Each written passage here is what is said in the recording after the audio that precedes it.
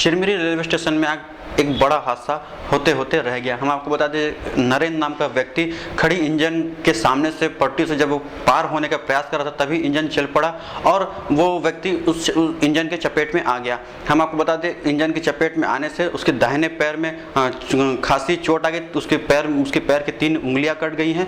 तो आनंद फानंद में station master ने एम्बुलेंस को फ़ोन किया 108 को और उसे बड़ा बड़ा सामुदायिक स्वास्थ्य केंद्र भेजाया गया, जिससे कि उसका उपचार सही तरीके से किया जा सके।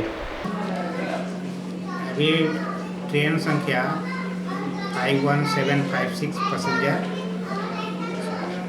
14 बज के यानी कि 2:10 में प्लेटफॉर्म संख्या 2 पर आई है। उसकी इंजन कट के 1 नंबर लाइन से 2 नंबर में लगने के लिए जा रही थी। स्टेशन के पीछे में इंजन खड़ी होती है और उस ड्राइवर का पेटी चेंज होता है, पीछे कैब से आगे कैब में। उसके बाद वो इंजन बढ़ती है। एक व्यक्ति जो दारू पीकर नशे में था, जिसकी उम्र करीब 50 वर्ष है, वो इंजन स्टार्ट होने के समय साइड में आ गया और जिसके चलते उसके पैर में चोट आ गई है।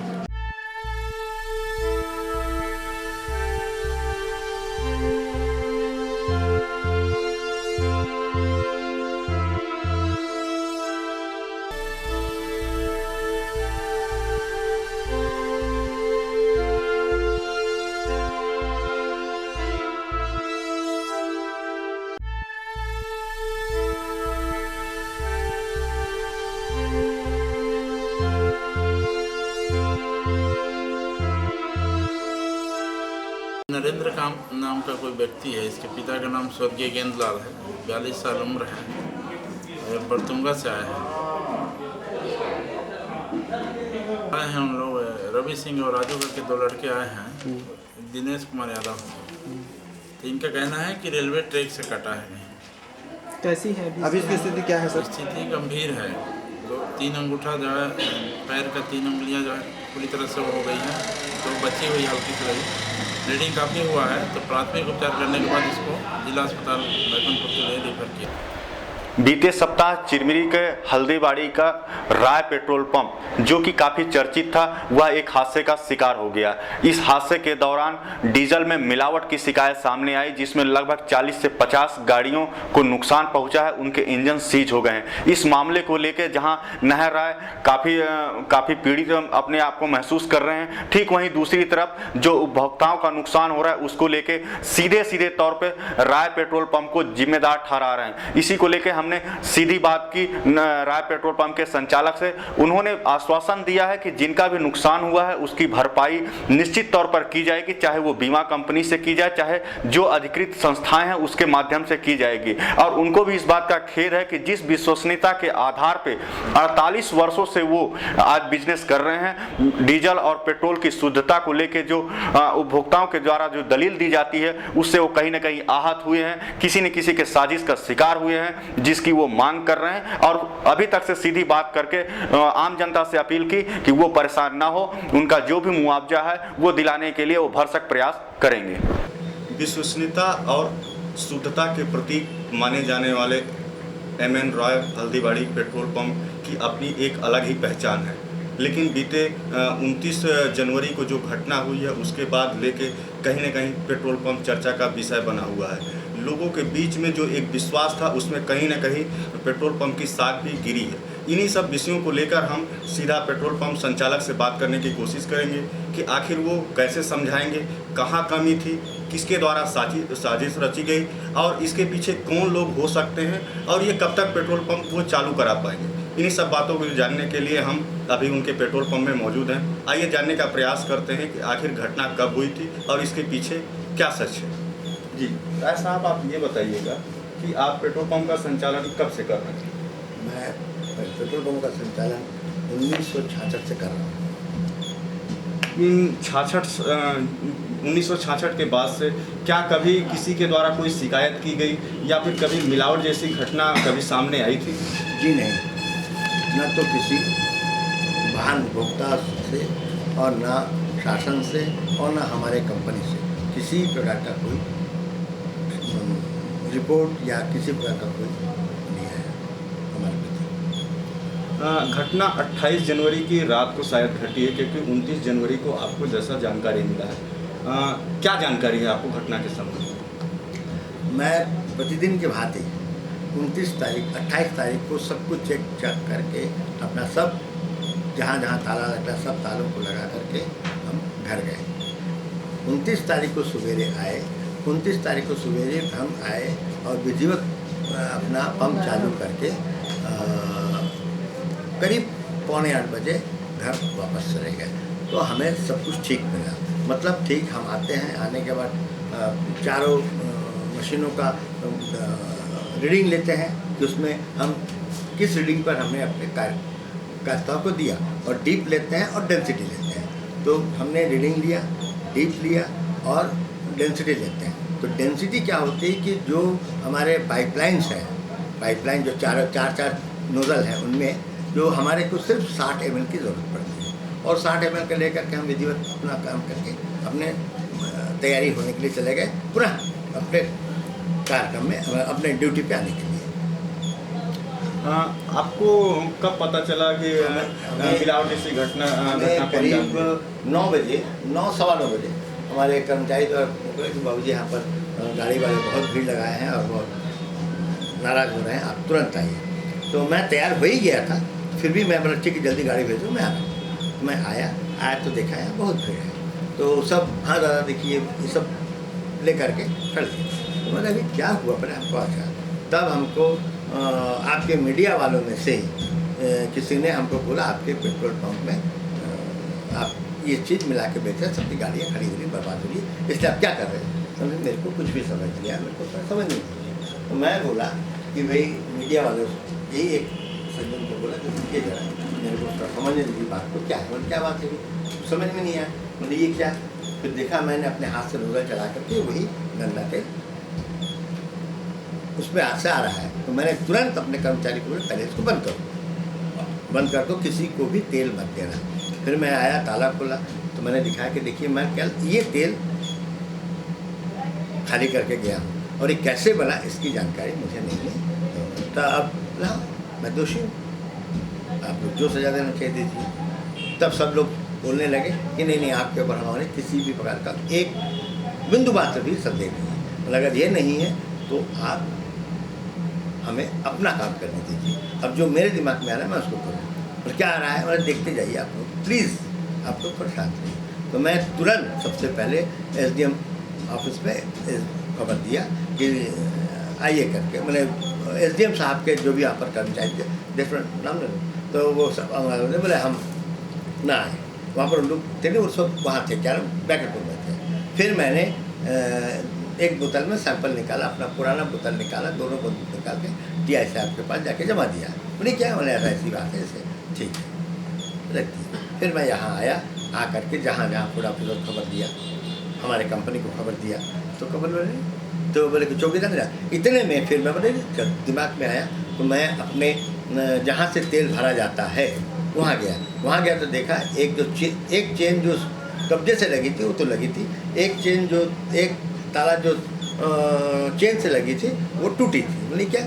फिर एक लड़के ने बताया बाबूजी देखिए कोई लीक बना है। फिर हटो कर हटा करके सब हटा करके उसका फोटोग्राफी लिया, ये लिया और जो किया। उसके बाद से मैं अथक प्रयास करते हुए आज इसको पूरा चालू करने की स्थिति का है। क्या आपको नहीं लगता है कि इस घटना के पीछे किसी का हाथ हो सकता है? निश्चित रूप से किसी का न किसी का हाथ तो जरूर होगा, और ये किसी भी मेरे प्रतिद्वंदी द्वारा ही किया गया होगा। मगर क्योंकि मेरे पास कोई सटीक एकदम पुख्ता सबूत न होने के कारण मैं किसी के नाम से नामजद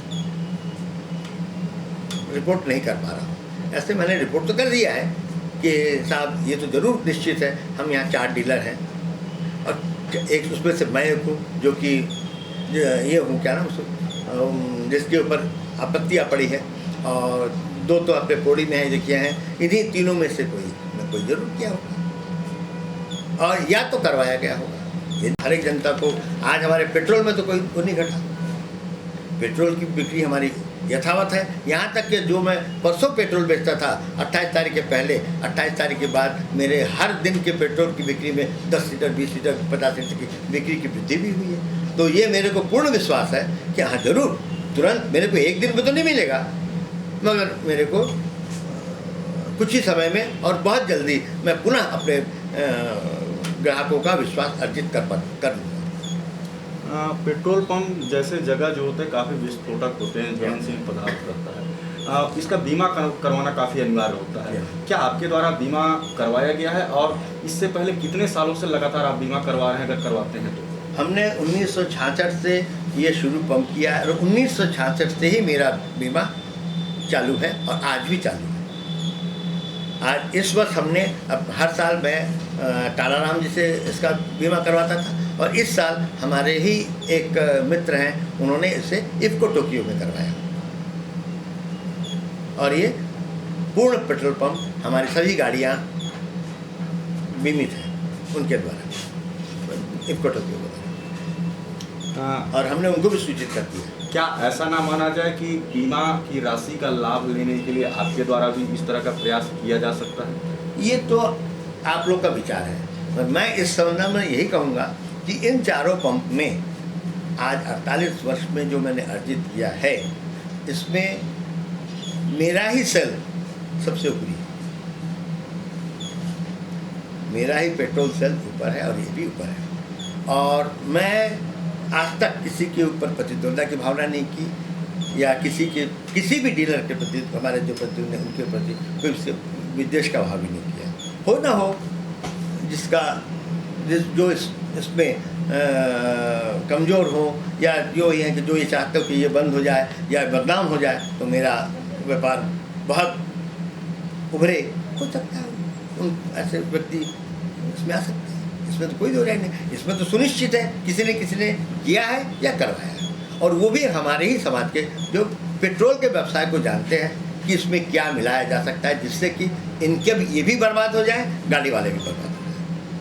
और मैं अगर अधिक कमाने के लालसा में करता तो मैं सुनिश्चित ऐसा इसमें ऐसी चीज़ें हैं जो मिलाने से कोई गाड़ी की बर्बादी नहीं होती, मेरी बिक्री बढ़ती, जो आज मैंने 48 साल में न तो किया है, न करने की कभी इच्छा भी किसी को प्रकट की है, जो कि हमारे बहुत दोस्तों को मालूम।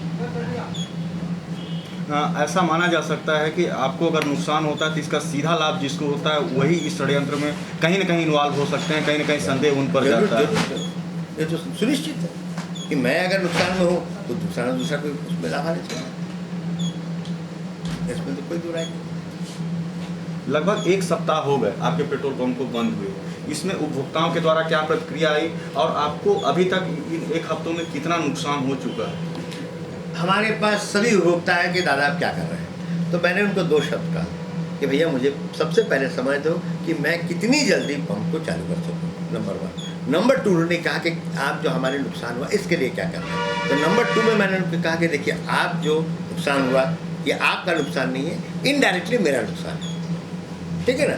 तो वो कैसे, तो मैं बोला डीजल जब मैं पंप चालू कर लूँगा तो डीजल तो मैं सबका धीरे धीरे ले लूँगा, है ना। दूसरा रह गया कि जो आपका गाड़ी का नुकसान हुआ ये तो मेरे देने के हिम्मत के बाहर है, ये मैं बीमा कंपनी के ऊपर दबाव डालूंगा। और मेरे मित्र जो उन्होंने किया है उन्होंने भी आश्वासन दिया है कि दादा जरूर हम लोग सब मिलकर दबाव डालेंगे और उनके द्वारा जैसा किया जाएगा बीमा कंपनी के द्वारा। आपको ज्ञात है कि इस हादसे के दौरान कितने ऐसे वाहन मालिक हैं या संचालक थे जो इसका शिकार हुए हैं? नहीं, ये तो नहीं, एक अनुमानित है, लोग कोई बोलता 20 है, कोई बोलता 50 है, कोई बोलता 100 है, नहीं ऐसे कोई हमारे पास कोई लिस्ट अभी तक किसी का नहीं आया। लोग बहुत आए कि हमारा इतना नुकसान हुआ, मतलब नुकसान तो जरूर हुआ होगा, इसमें तो बना नहीं कर सकते, और इसके भरपाई के लिए भी मैं आपको कोई नहीं दे सकता। हाँ ये ज़रूर है कि मैं अथक प्रयास करूँगा कि आपके जो नुकसान हुआ है इसका कुछ न कुछ आपको बीमा कंपनी के द्वारा हो, और इसका भी आश्वासन हमें बीमा कंपनी के जो लड़के जो बच्चे हमारे किए हैं उन्होंने भी दिया है कि दादा कुछ न कुछ हम लोग करेंगे। चूँकि घटनाएं घट चुकी हैं, जो नुकसान होना उनका नुकसान हुआ, आपको भी काफ़ी नुकसान हुआ है। व्यापारिक रूप से भी देखा जाए तो साख गिरी है पेट्रोल पंप की, इसको बनाने में भी काफ़ी समय लगा है, लेकिन जो उपभोक्ता हैं जिनका एक विश्वास था जो आज कहीं ना कहीं विश्वास टूट रहा है, उनको मनाने के लिए आपने कोई योजना बनाई है या उनको कैसे नहीं, अभी समझाने का तक प्रयास? हमने सिर्फ इतना ही है, हमने अब जो उपभोक्ता जो उस दिन तेल लेकर के गए हैं, मेरे को तेल दिखाएं, उतना मैं तेल उनको दे दूँगा। अभी तक मैंने यही योजना बनाई है, और उसके बाद हम क्या कर पाएंगे, क्या होगा, ये तो समय बताएगा। और हमारे मित्रगण जो हैं बीमा कंपनी से जुड़े हुए, उनका एफर्ट बताएगा। कोई ऐसा मैसेज देना चाहेंगे चिरमिरी की आम जनता को जो कि कहीं ना कहीं शिकार हुए हैं, या जो लोग इस घटना के बारे में जानते हैं, उनको कोई अपील करना चाहेंगे या कुछ बताना चाहेंगे ताकि आपका संदेश उन तक पहुँच सके? जो भी उपभोक्ता हमारे इसमें दुखी हुए हैं, सबसे पहले तो मैं उनको कोटि कोटि प्रणाम करता हूँ कि वो जो इतने धैर्य के साथ इतना बड़ा नुकसान को सहे। मैं उसके लिए तो बहुत बड़ा आभारी हूँ। अब रह गया उनको जो मॉनेटरी जो लॉस हुआ है, इसको कैसे, तो मैं सब पूरा तो नहीं कर सकता, हाँ जितनी जल्दी कर सकूँगा वही कोशिश करूँगा, तो उनको डीजल दे दूँ। ये तो धन्यवाद के पात्र हैं कि जिन्होंने अपना धैर्य का परिचय दिया, हमारे इतने सालों के जो हमारे अर्जित विश्वास का हमें वो दिया। मैं उनको कोटि कोटि प्रणाम करता हूँ और धन्यवाद देता हूँ। यही मेरा ये थे राय साहब, जो एमएन सन्स पेट्रोल पंप के संचालक थे। उन्होंने अपनी व्यथा को बताया, घटना के बारे में बताया और जनता से अपील भी किया कि अगर कोई नुकसान हुआ तो उसको किसी न किसी रूप से भरपाई किया जाएगा, और आम जनता का विश्वास किया जाने का प्रयास करेंगे, बरकरार रखने के लिए वो लगातार प्रयास करेंगे और लोगों से बात भी कर रहे हैं, और जो लोगों का नुकसान है उनको भी समझाने का प्रयास कर रहे हैं कि उनकी भरपाई कहीं ना कहीं से की जाएगी, और वो अपने विश्वास को पुनः पाने के लिए लगातार जद्दोजहद करेंगे और प्रयास करते रहेंगे। घटना के बाद से राय पेट्रोल पंप संचालक का साथ देते हुए व्यापारिक प्रकोष्ठ के साथ साथ काफ़ी जनमानस नेता सामने आए और उन्होंने अपनी अपनी राय दी और यह दलील दिया कि किसी न किसी तरह जो राय पेट्रोल पंप की विश्वसनीयता है उस पर साजिश के तहत उन पर यह इल्ज़ाम लगाया गया, साजिश की गई है, और मिलावट का जो आरोप लगाया गया इसमें वो राय पेट्रोल पंप के जो संचालक है उसमें उनका कहीं कोई लेना देना नहीं है। इस तरह सबने अपनी अपनी राय। आइए हमने सभी से बात किया, आइए जानने का प्रयास करते हैं कि आखिर लोगों ने अपनी क्या राय दी राय पेट्रोल पंप के संचालक के पक्ष में। पिछले वर्षों का जो अनुभव है, पिछले कई वर्षों से भी मेरे पास गाड़ियां हैं और मैं हमेशा डीजल उन्हीं के यहाँ से लेता आया। मुझे विश्वास नहीं होता कि नाहराय जी के द्वारा इस तरह की कोई मिलावट का काम किया गया होगा, और ये तो जांच के बाद ही पता लगेगा कि साजिश है कि नहीं। लेकिन मुझे तो लगता है कि एक व्यापारिक प्रतिस्पर्धा में और उसकी जो एक इतने वर्षों की इमेज है, उसकी जो प्रतिष्ठा इस व्यापार में बनी हुई थी, किसी भी पंप में हम जाते हैं तो मिलावट का संदेह होता है, लेकिन उस पंप के बारे में जो एक प्रतिष्ठा थी उस प्रतिष्ठा को धूमिल करने के द्वारा हो सकता है किसी के द्वारा एक साजिश रची गई हो और दादा उसके शिकार हुए हैं। मैं इस बात पर विश्वास नहीं करता कि नाहराय जी के द्वारा किसी प्रकार की कोई मिलावट की गई हो। किसी भी पेट्रोल पंप में अगर किसी संचालक के द्वारा मिलावट किया जाता है तो निश्चित रूप से लाभ के लिए मिलावट किया जाता है, लेकिन पूरी तरीके से पेट्रोल पंप बंद कर दिया जाए, गाड़ियाँ बंद हो जाए, ऐसा समझ में नहीं आता है। क्या कहेंगे आप इस बारे में? देखिए, जहाँ तक उक्त घटना का सवाल है, ये बात बिल्कुल सही है कि नाहरराय का पेट्रोलियम के ऊपर एक अपना चिरमिरी में उनका विश्वास था आम उपभोक्ताओं के ऊपर, और आम उपभोक्ता उन्हीं के यहाँ से डीजल और पेट्रोल लेना चाहता था। लेकिन जो घटना घटी, इस घटना में व्यापारिक प्रतिष्ठा साफ झलक रही है। नाहरराय के द्वारा कुछ लापरवाही जरूर की गई, जिसके कारण आम उपभोक्ता परेशान हुए और काफ़ी लोगों की गाड़ियों को नुकसान पहुंचा। ये जांच का विषय है कि मिलावट का काम कौन किया। ये जांच एजेंसी इसको तय करेंगी और उसके बाद गलती किसकी है किसकी नहीं गलती है उस निष्कर्ष पर पहुंचा जाएगा। लेकिन आपके माध्यम से मेरी एक मांग जरूर है, जो उपभोक्ताओं का जिनकी गाड़ियों को नुकसान पहुंचा है उनकी गाड़ियों का हर्जाना या तो नाहरराय दें या तो सरकार दे या जो भी एजेंसी इसके लिए अधिकृत है वो दे, ताकि आम उपभोक्ता को ऊपर जो परेशानी हुई है उस परेशानी से वो निजात पा सके। दादा के ऊपर तो इतना आदमी विश्वास करता है कि अगर कोई भी व्यक्ति जो चिरमिरी में रहा है, जो भी व्यक्ति चिरमिरी में रहा है, तो उसका भरसक प्रयास यही रहा है कि नाहरा पेट्रोल पंप से ही पेट्रोल या डीजल लिया जाए। तो उसका इस क्षेत्र में अपना विश्वास तो है लोगों के प्रति। और जो भी है, नाहरा अपना पेट्रोल पंप बंद करने के लिए ऐसा काम तो कर ही नहीं सकता, उससे उसको भी नुकसान होगा। ये किसी व्यापारिक प्रतिस्पर्धा को किसी ने अपने स्वार्थ पूर्ति के लिए अंजाम देने के लिए जो भी ऐसा किया होगा, वो एक जांच के विषय, जांच होने पे वैसे भी अपने सामने आएगा तब कि किसके मिले वक्त से ऐसा किया जाए। एक सवाल यह भी उठता है कि कहीं ना कहीं ऐसा तो नहीं है कि बीमा का लाभ लेने के लिए भी ऐसी घटना को अंजाम दिया जा सकता है? नहीं, ऐसा नहीं है। ऐसा बीमा का लाभ लेना होता तो इतनी गाड़ियाँ जो नुकसान हुई हैं वो गाड़ियों की भरपाई कैसे करेगा सामने वाला? आज तो चलिए ठीक है कि लोगों को समझ में आ गया 150 गाड़ियाँ नुकसान हुई, और लोगों को जाता 200, 400, 500, तो उसमें तो नाहरा को भी काफ़ी परेशानी का सामना करना पड़ता है। इतना लंबा सेट तो रहता नहीं है। ये जो घटना नाहरा के पेट्रोल पंप में घटी है, ये नाहरा एंड सन्स को पूरी तरह से बर्बाद करने की साजिश है। मेरा ये पूरा स्पष्ट कहना है। किसने किया ये मुझे नहीं मालूम, क्यों किया वो मैं बता सकता हूँ। क्यों किया ये बिल्कुल ऐसा है कि अगर नाहरा को बेईमानी करना होता तो मिट्टी तेल मिलाता या और कुछ करता, पैसा कमाता। लेकिन नाहरा को अपने जान से होना है या अपनी प्रॉपर्टी को पूरा आग लगवा लेना है। 150 गाड़ियों का इंजन को 1 घंटे के अंदर सीज हो जाना, इसका मतलब है कि वो 150 आदमी पहुंच करके अब पूरा पेट्रोल पंप में तोड़फोड़ करेंगे और नाहरा दोनों भाई जो भी मिल जाए वहाँ उसको पीटेंगे। और पीट के भीड़ तो जो है पागल होती है, उसको जिसका जो गरीबों का भी नुकसान हुआ है, जो बर्दाश्त नहीं कर सकते 30,000 40,000 इंजन में। तो ये षड्यंत्र तो ऐसा था कि लोग वहाँ पहुँचे और नाहरा के पेट्रोल पंप में आग लगाएं और उसको मार के फेंक दें।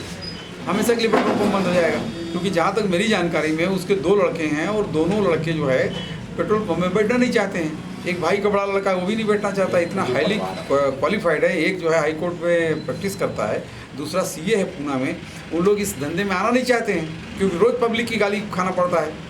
वो लोग कहते हैं कि हम क्यों यहाँ बैठेंगे, हमको पढ़ाई लिखाई क्यों, पेट्रोल पंप चलाना। तो इसलिए वो दोनों भाई बेचारे बूढ़े हो गए हैं। 75 साल की उम्र, 80 साल की एक की है, दूसरे की 65 की है, 70 साल की है। वो जो है ऐसा कर ही नहीं सकते हैं। हम आज जो है मैं स्वयं व्यक्तिगत मेरे पास में डीजल से चलने वाली गाड़ियाँ कम से मतलब मेरे पास में 6 हैं और पेट्रोल से चलने वाली मेरे पास में 12 बाइक्स हैं। मैं सन 67-68 से इनसे तेल ले रहा हूँ। हम लोग कोशिश करते हैं कि अगर हमको कहीं भी जाना हो तो यहाँ से तेल भरा करके जाएं और वहाँ से वापस आके फिर यहीं पे तेल भराएं। तो उसने तो वो तो कर ही नहीं सकता।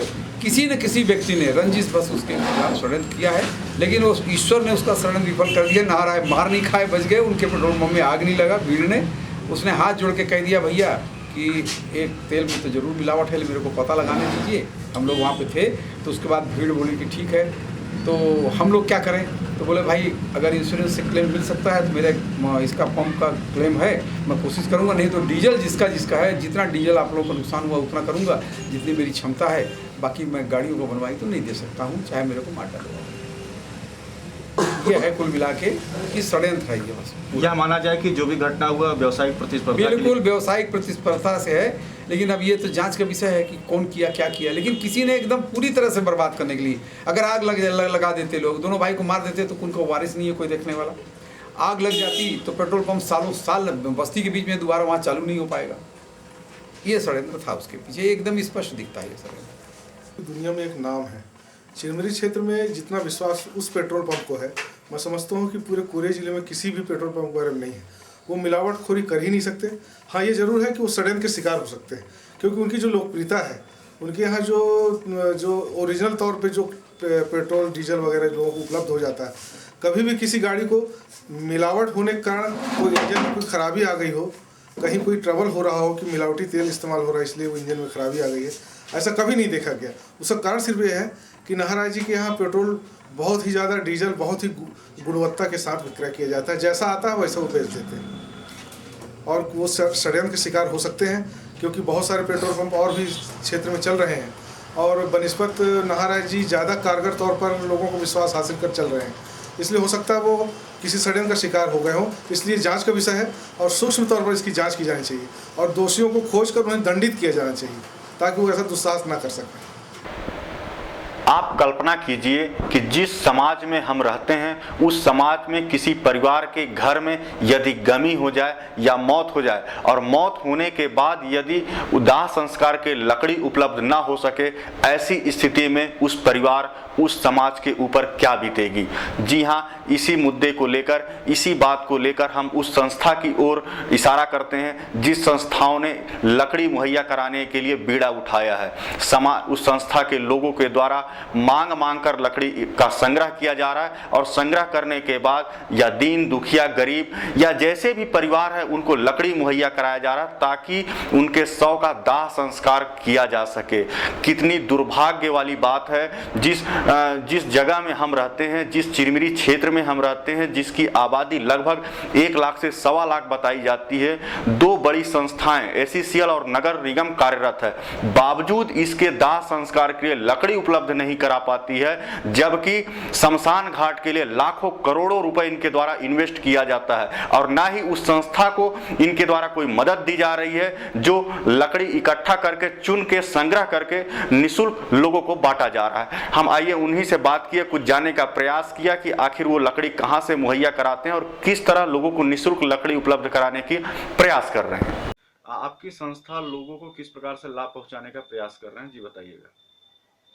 छत्तीसगढ़ समाज सेवा संस्था का निर्माण ही असहाय गरीब जो सबसे नीचे स्तर के लोग जो हैं, दबे कुचले लोग हैं, उसकी सहायता के लिए ही किया गया था। और मैं भरपूर कोशिश करता हूं कि शासन का जो भी लाभ है जो सबसे कमजोर गरीब असहाय लोगों तक पहुंचे, ये हमारी संस्था का उद्देश्य है। ऐसा सुनने में आ रहा है कि आप आकस्मिक मृत्यु या किसी गरीब परिवार के सदस्य की मृत्यु उपरांत आप उनको लकड़ी मुहैया करा रहे हैं, टैंकर निःशुल्क टैंकर उपलब्ध करा रहे हैं, जबकि क्षेत्र में 2 बड़ी संस्थाएं हैं और ये लकड़ी उपलब्ध कराने में नाकाम है।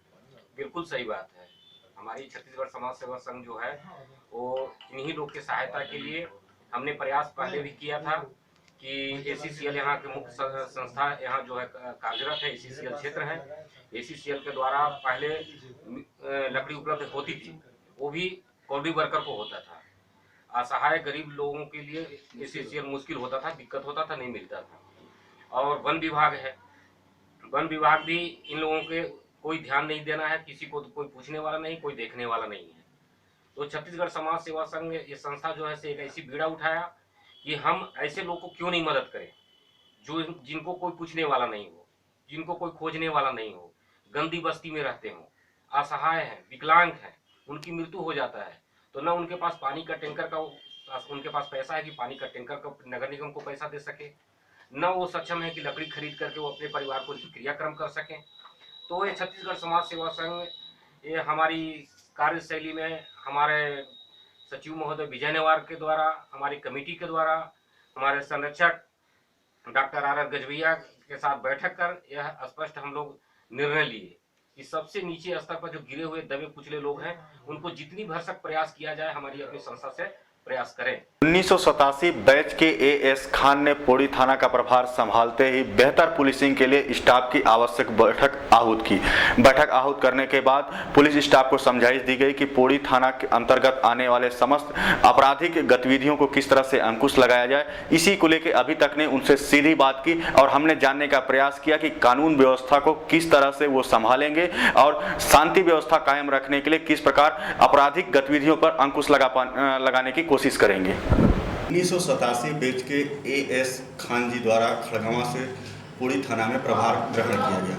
प्रभार ग्रहण करने के पश्चात ही पौड़ी थाना के समस्त स्टाफों की मीटिंग ली गई और पौड़ी थाना में हो रहे क्राइम यहाँ तक कि जो भी क्राइम से संबंधित जो भी आपराधिक गतिविधियों में सम्मिलित होते हैं उन अपराधों पर अंकुश लगाने के लिए विभिन्न रूप से लोगों को समझाइश दी गई अपने स्टाफ को और स्टाफ के माध्यम से एक रणनीति बनाया गया कि किस तरह इन सब बातों पर अंकुश लगाया जाए। इसी के तहत हमने पौड़ी थाना में उनसे सीधी बात करने के लिए यहाँ उपस्थित हुए और उनसे जानने का प्रयास करेंगे कि आखिर रणनीति का वो कौन सा हिस्सा है जिसके तहत वो इन क्राइमों को रोक पाएंगे और रोकने में अपने पुलिसिंग की कार्यप्रणाली को लेकर वो सख्त नजर आएंगे। जी खान साहब ये बताइएगा, आपने कल पदभार ग्रहण किया, क्या स्टाफ से बात करने के बाद आपको कैसा लगा, किस तरह की रणनीति पे अमल करने का विचार कर रहे हैं?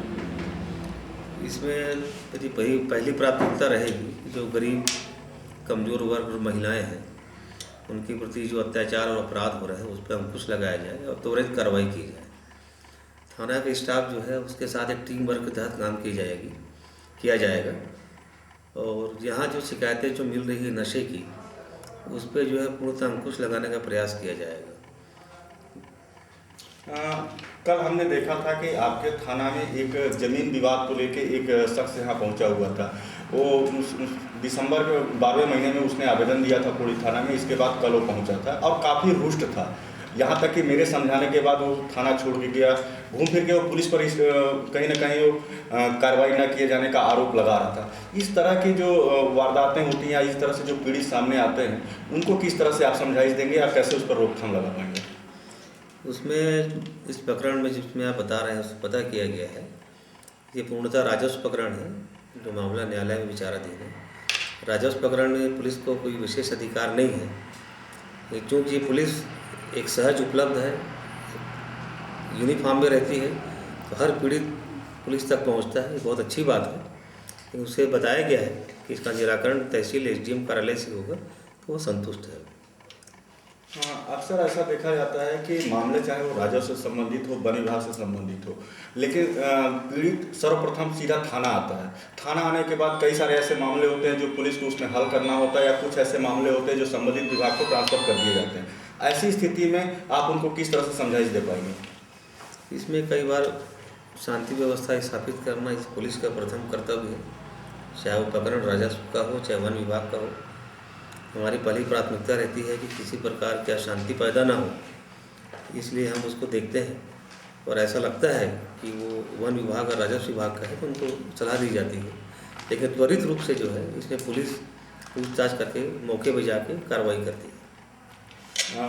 अगर हम आपराधिक गतिविधियों की बात करें तो पौड़ी थाना का जो आपका मुख्य बाजार का जो मुख्य मार्ग है, वहाँ पर के आसपास एरिया काफ़ी डिस्प्यूटेड है। वहाँ के लोगों के द्वारा आपराधिक गतिविधियों पर ज़्यादातर सम्मिलित किया जाता है, चाहे वो ब्राउन शुगर की बात हो, मारपीट हो, रात में नशीली दवाओं पर हो, शराब सेवन, मतलब किसी भी प्रकार के जो अशुद्धियाँ हैं वो वहाँ पर उत्पन्न होती है। इसके लिए पुलिसिंग को किस प्रकार आप वहाँ स्थापित करेंगे या किस तरह से उनको गश्ती कराएंगे, इसके लिए क्या रणनीति है आपके पास? इसमें जो है पुलिस की पेट्रोलिंग और गश्त बढ़ाई जाएगी, इसके साथ साथ सूचना तंत्र को भी मजबूत किया जाएगा। और जैसा मैंने आपको पहले कहा कि नशा की शिकायतें मिली है, इस पर जो है ठोस कार्रवाई की जाएगी। थानों में कई ऐसे मामले होते हैं जो शिकायतकर्ता जब प्रथम दृष्टया थाने पहुंचते तो उनकी शिकायत नहीं लिखी जाती है। इसको लेके आप क्या सोचते हैं कि शिकायत लिखना कितना ज़रूरी है या शिकायत नहीं लेना चाहिए, ऐसे ही भरभरी माध्यम से अगर उनका शिकायत का निवारण हो जाए तो करना चाहिए, क्या सोचते हैं? नहीं, कानूनन तो इसमें हर रिपोर्ट लिखना चाहिए और यहाँ पर अभी कोई ऐसी मेरी जानकारी भी नहीं आया कि किसी की रिपोर्ट नहीं लिखी गई है और भविष्य में भी जो भी आएगा उसकी रिपोर्ट बराबर लिखी जाएगी और जो वैधानिक कार्रवाई की जाएगी। पौड़ी थाना का एक और बहुत बड़ा मामला है जो SCCL की ज़मीनें हैं, उसमें काफ़ी लोग 50-60 सालों से वहाँ निवास कर रहे हैं, उनको SCCL वहाँ से हटाता है। उनकी शिकायत भी यहाँ दर्ज हुई है। कुछ बैगा समाज के लोग हैं जो कहीं ना कहीं राष्ट्रपति के दत्तक पुत्र भी माने जाते हैं, ऐसे भी समाज के लोग हैं, उनकी भी शिकायत यहाँ जमा हुई है, लेकिन उनको बेदखल किया जा रहा है, उनको सही रास्ता नहीं मिल पा रहा है, वो बार बार पुलिस के पास आते हैं। ऐसी स्थिति से निपटने के लिए आपके पास क्या रणनीति है? देखिए, ये जो है जो समझ में आ रहा है ये पूर्णतः राजस्व प्रकरण है और वरिष्ठ अधिकारियों के संज्ञान में है। जो भी कार्रवाई की जा रही है उनके संज्ञान में लेकर ही की जा रही है। इसमें पुलिस का सीधा शामिल होना इसमें संभव नहीं है। चूँकि इन सारे मुद्दों पे आपसे बात हो गई, हम चाहते हैं कि चूँकि आपने नया पदभार यहाँ ग्रहण किया है, आम जनता से कुछ ऐसा अपील करें ताकि वो समाज को सीधा पुलिसिंग से जोड़े और पुलिस के प्रति जो भय है उनका उससे वो निडर होकर सीधा अपनी शिकायत को यहाँ ला के आपके सामने कर सकें। इसके लिए कुछ अपील करना चाहेंगे? मैं आम जनता से ये अपील करना चाहूँगा कि जो भी अवैध गतिविधियाँ यहाँ संचालित हैं उसकी सूचना जो है सीधा वो मुझे दे सकते हैं। बाद में अपने मोबाइल नंबर उनको प्रसारित करूँगा ताकि वो सीधा मुझसे बात करें और हम उस पर त्वरित कार्रवाई करेंगे। ये थे खान साहब जिन्होंने पौड़ी थाना का पदभार ग्रहण किया है और इन्होंने साफ साफ कहा है कि पुलिस से डरने की आवश्यकता नहीं है, अपनी शिकायत यहाँ थाने में ला सकते हैं। और ख़ास तौर से जो पौड़ी में गतिविधियाँ संचालित हो रही हैं, जो भी अवैध कारोबार है उसको अंकुश लगाने के लिए पूर्ण रूप से एक रणनीति के तहत कार्य करने का विचार बना लिया है। और निश्चित तौर पे जैसे जैसे समय बीतेगा खान साहब के अगुवाई में पौड़ी थाना का एक उच्चतम क्वालिटी का थाना और पुलिसिंग देखने को मिलेगा।